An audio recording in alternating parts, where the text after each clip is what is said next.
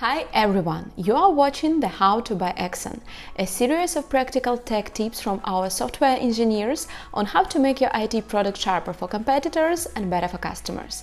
My name is Alina and today we're gonna talk about implementing PaLM into Flutter. The PaLM API is a versatile tool for various text-related tasks. It provides a single API method for text input and PaLM model type responses. Our guide explores the potential of implementing PaLM 2 into Flutter and challenges it may present. You will get the detailed instruction from our software engineers on how to create an API, to choose and implement a data model correctly, to create service for the PaLM API and more. You can tailor this integration method to specific business needs and use cases. Get easy-to-follow guidance for tackling a variety of text-related tasks. Start now!